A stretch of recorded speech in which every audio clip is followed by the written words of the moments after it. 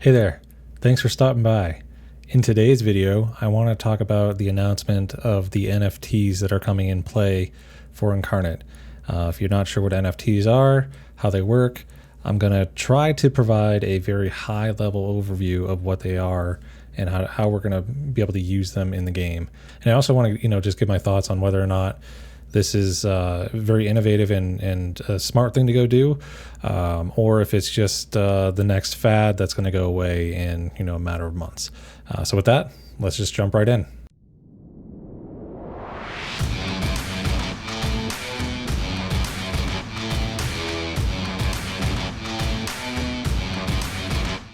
All right, so I just want to state up front, full transparency, I'm not an expert in this stuff. I've researched it. I've done a little dabbling in crypto stuff, but I may get some of this wrong. So if you are watching this and you are an expert in the field of NFTs and crypto and stuff, and you see that I have made any mistakes here, feel free to let me know in the comments and let me know what the right answer is. But with that, let's just start. So an NFT, non-fungible token. Just to start off with kind of the premise of it, Sotheby's, which is a pretty famous auction house, just sold an NFT for $11.8 million. And it's literally this picture, right? I can literally go ahead, click it, right click, copy, hop over to an editing program, paste it in. I literally have the image. Okay, so that image right there just sold for $11.8 million. So what's the deal, right? So why can anything like this that you can copy and paste off the internet sell for that much money? Well, the whole thing about NFTs is actually that it's backed by a blockchain and specific IDs and the token itself, which, obviously the non-fungible token piece, that basically gives you kind of a certificate of authenticity, where if you have that token, you then own that digital image. And if you're the only one that has that token, you are certified as the owner. Anybody can copy, paste it, use it as they will, and however they want. Granted, there's certainly going to be restrictions on copyrights and all that stuff, but you own effectively that NFT. Now, there's some creative licensing that the originators of that image can still go ahead and use for prints and stuff like that. That's still kind of a murky thing, but in general, you're the owner of that digital item. So let's get into the basics of what fungible versus non-fungible is. So fungible, right? Just think about your currency system, for the United States. $1 is equal to $1. Doesn't matter what serial number of that dollar you have, doesn't matter how old it is, doesn't matter how new it is, a dollar is a dollar. And just the same, put 10 of those dollars together and you can trade it for a $10 bill. The value of those items are 100% identical. They're fungible. They don't have any different value. Same thing with the pound. You got 5, 10 pound notes, and that's equal to a 50-pound note. So fungible is something that does not differ in value, and you can trade it back and forth. The non-fungible piece is something that might be something very similar. It might even be the same thing, but because it's a unique item, it doesn't intrinsically have the same value. So as an example here, I've got trading cards, in sports and, just in the Pokemon world. So, the Michael Jordan rookie card versus the LeBron James rookie card versus the Kobe Bryant rookie card, they are all rookie cards. They're all of basketball players, prominent basketball players.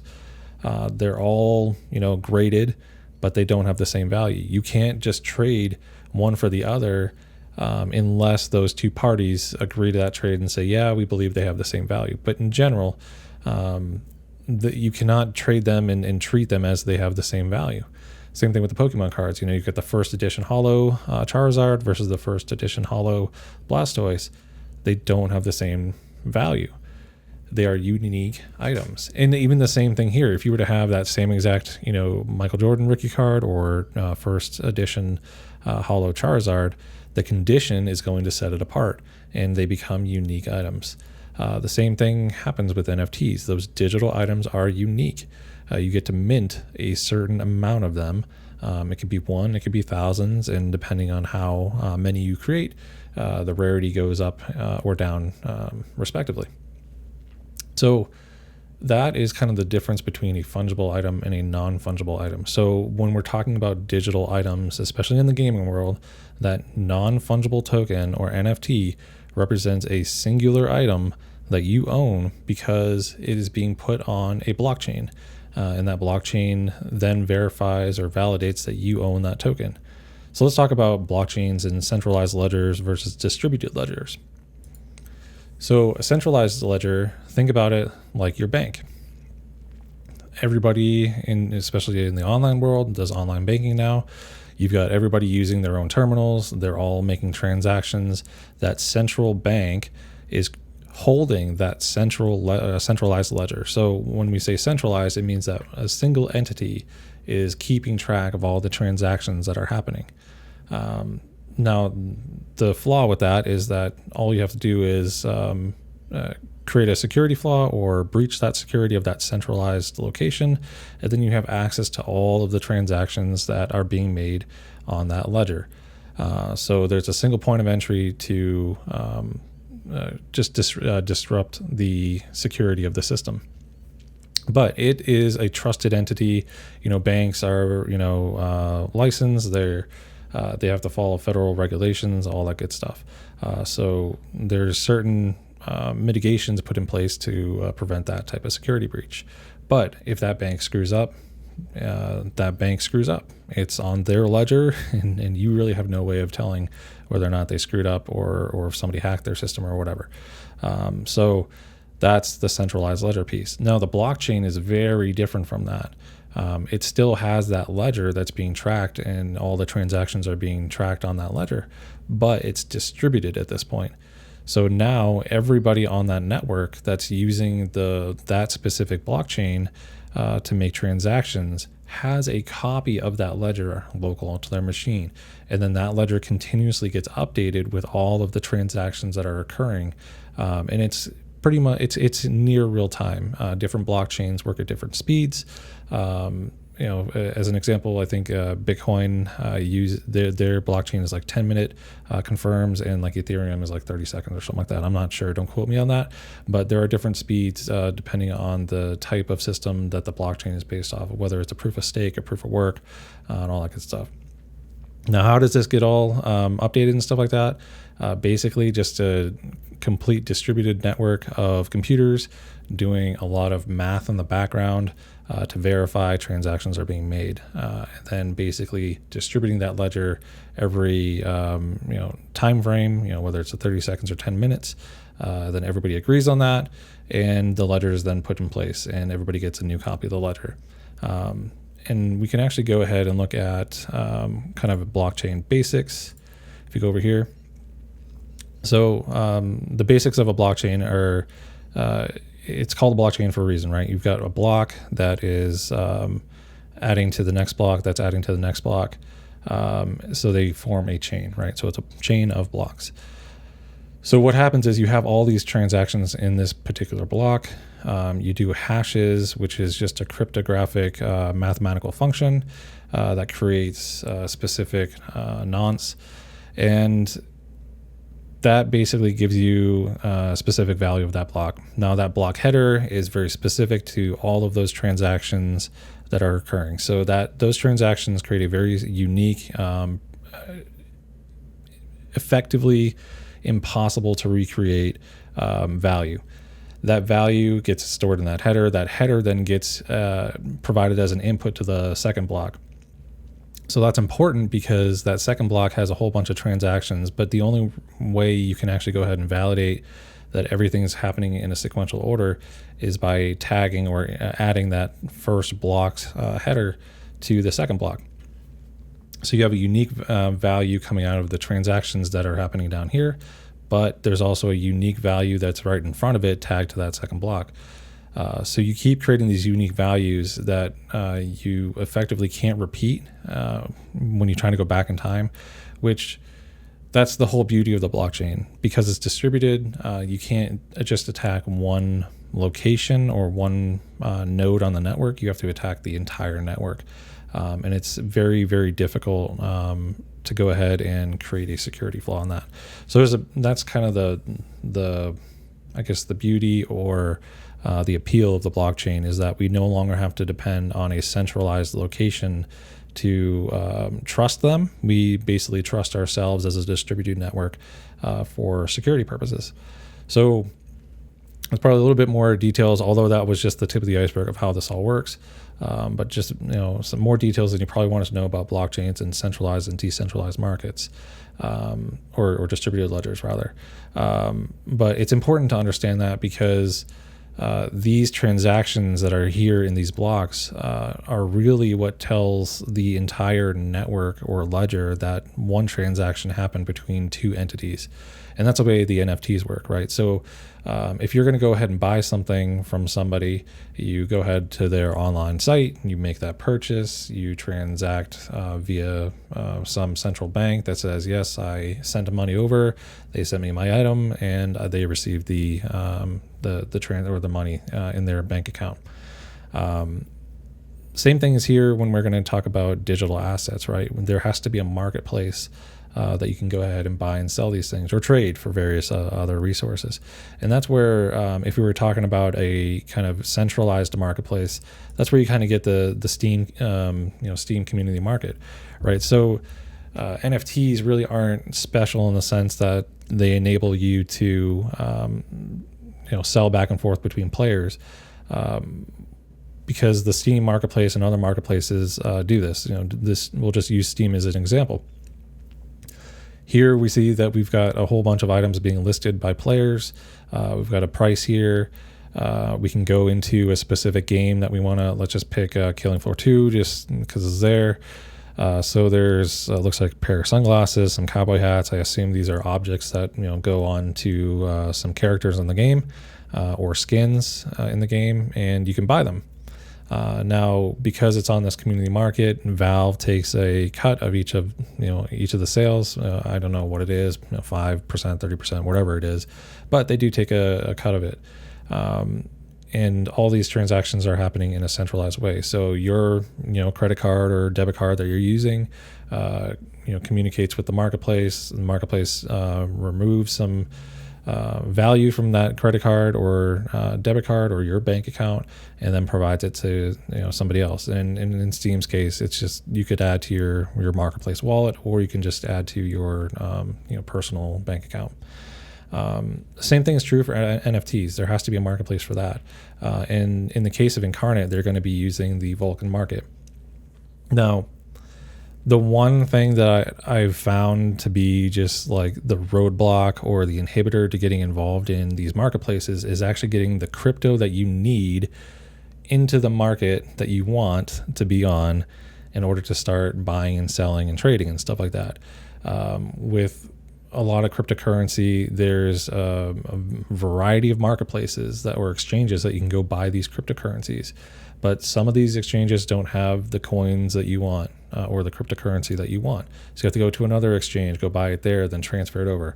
The problem that I found is that every time I try to do this, in order to make a transaction or to transfer your cryptocurrency across to either another wallet or another marketplace, it requires a fee. And unfortunately right now, most of these NFTs are based off of the Ethereum token or a derivative of it, or use the Ethereum blockchain. And that blockchain is very heavily used, it's congested, and the fees are really, really high. So I went through this the other day just trying to get, $100, over and stuff like that. And it basically, I had to transfer it, I think a total of 3 times, and each transfer was on the order of $20 of Ethereum. So I had $100 of Ethereum, and I ended up with 20 at the end. And that's just really not sustainable, right? It's not something that you want to get involved with, especially when you're talking about making small purchases in a game. Even if it's like a $20 purchase, which is pretty sizable for a game, right? You don't want it to, you don't want it to cost you $80 or whatever it is, whatever the fees end up being every time you want to make that purchase. So That's been the problem, and why I was hesitant at the very beginning about this NFT piece, because it just wasn't something that people can easily get into. The cool thing that's coming, and it's actually right here on the screen, is that the Vulcan market that Incarnate's using or will be using is actually going to allow you to buy the PYR token, which is the token that you use to trade, or the cryptocurrency that you use to buy and sell these NFTs on their marketplace. They are going to allow you to buy that cryptocurrency directly from a credit card. That's huge. The fact that you're going to be able to buy with your credit card, and there's a critical piece here, no crypto, no gas, meaning you don't have to pay crypto in as a fee to transfer things over. The gas piece is the effectively the price or the cost, the energy that it takes to confirm these transactions that the people on the network, they're called miners basically. They confirm the transactions that are happening. So it's just a computer, generally a video card or multiple video cards that are going ahead and confirming these transactions. It costs energy for them, so they charge a fee. In this case, it's called gas, to do the work to confirm that transaction. So the fact that you are now going to be able to get your PYR cryptocurrency just by purchasing off of a credit card and no fees associated with it. There might be fees based on your bank, I'm not entirely sure. That is huge. That allows many users to enter the market with very, very, very little roadblocks. So it's the same thing as basically just going ahead and making an in-game purchase. That's the other piece of this, though, right? So the NFT thing for Incarnate, it's not the only way you're going to be able to get resources. It allows you to play the game and then sell the resources for cryptocurrency. And once you get that cryptocurrency, you can then move it out to fiat. But there will be in-game purchases with just standard credit or debit card that you can go ahead and make in the game. So what I like about that is there's a balance, right? If you want to be play to earn, you're going to have to kind of get involved in the cryptocurrency world. This on-ramp with buying the cryptocurrency out of your credit card makes it much easier to do that. The telling sign is going to be whether or not it's going to be easy to actually get that cryptocurrency, the PYR cryptocurrency, back out to your native fiat, whether it be a pound or a US dollar or whatever currency you're using. That's something I still need to look into, and I'll be reaching out to the Vulcan folks, probably just to get an interview with them to actually walk through step by step how do we get involved with the forge on the Vulcan market, how do we get involved with getting cryptocurrency into their market, how do we get involved with taking that cryptocurrency and bringing it back out to our standard fiat currency. So I expect to do another video on that. But it is encouraging that they're making it easier to get into this realm of NFTs, because without it, I don't think it would be successful at all. There's just too much of a barrier, and nobody wants to sit there unless you're a true hardcore person that really wants to collect these things. Learning how to do the cryptocurrency and transferring it across from one exchange to a wallet, then onto another different network, and then getting that out of your wallet into the actual marketplace. I mean, it's just too much to do. It's just messy from that perspective. So this is a great thing to be doing from the Vulcan folks, and I applaud them for taking the initiative and going and making this work with their partners. So that's just kind of the overview of the NFT world. And again, when we're talking about your ownership and stuff like that, that blockchain has that transaction locked in. You can't erase it. It's locked in, so everybody knows you have it. And if we're talking about the future of kind of blockchain gaming and stuff like that, do I think it's the next best thing? Do I think it's going to stay? I think it will. I think it's still going to take time. It's still pretty new, even though it's been around. It's been around for, a couple years, 2-3 years, something like that. Maybe a little bit longer, where we've actually had the other games like CryptoKitties and the NFT punks, like I just showed on Sotheby's. This was an NFT punk NFT, and you just get to go ahead and mint them. It's just a collector, right? It really has no intrinsic value besides somebody likes it and they want to keep it for themselves. But from a blockchain gaming perspective, it's not really doing much different aside from putting the value into the player's hands, where most of the value in today's microtransactions and stuff like that, everything goes through the company that developed that game. So, if you're talking about, let's just say World of Warcraft, if you're going to go buy stuff from out of their shop, goes to Blizzard, right? If you're going to go buy stuff, from mobile games that are gacha games and stuff like that, say Raid Shadow Legends, you go buy shards, it goes out straight to Plarium. You can't trade in those games. This opens up the trading aspect so players can actually go ahead and trade their time that they've spent in the game, or just a lucky drop to somebody else for real world currency. That's a really big thing. Again, Steam, marketplaces like that allow you to do that, right? But somebody gets a cut of that, right? Somebody takes a piece of the pie. In this world, Skeleton Hand, once that token is minted, it is yours. You own it. It's a huge difference from the terms of use that any other game has, where you can't sell an account. You can't sell items out of your account because they technically belong to that entity that created the game. Skeleton Hand's doing it different, right? They're turning it upside down, and you go ahead and play the game. You get that lucky drop, or you spend enough time to farm up the items that you need to mint something really cool. You mint it, you own it, and you own it through that NFT. And that NFT says you own it because the blockchain has a specific ID that's associated with you. It's there. I created it. I minted it. This person minted it. This ID minted it. So you own it. So they can't come back and say, okay, yeah, you can't really sell that, right? So you actually own that thing. You can sell it. You can trade it for other things in the game.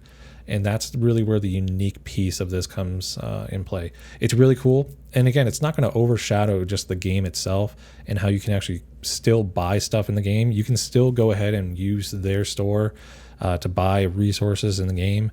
They'll still make money that way.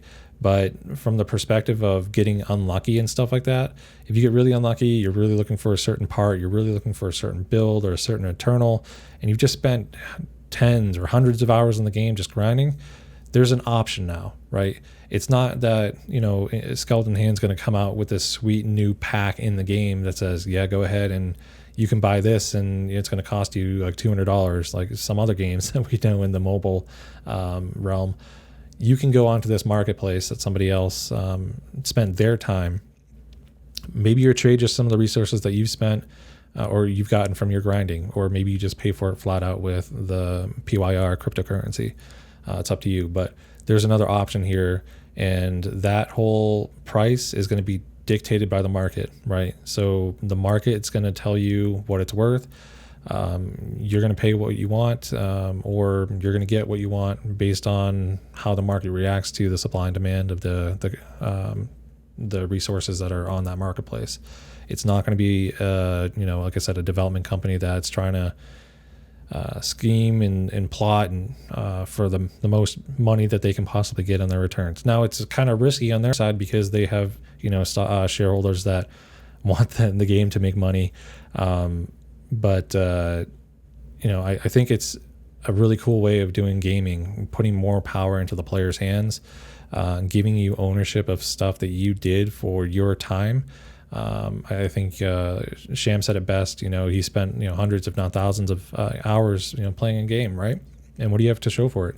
Yeah, the account's really cool, but I can't sell it legally, right? If you do, that person that takes over your account theoretically could get banned because you violated the terms of use, right? That's not the case here. Your time is going to be it's going to have some value because you're going to be able to sell that piece of the game if you decide to sell it. And if you're a big collector, if you want to spend the money collecting, you're going to be able to collect.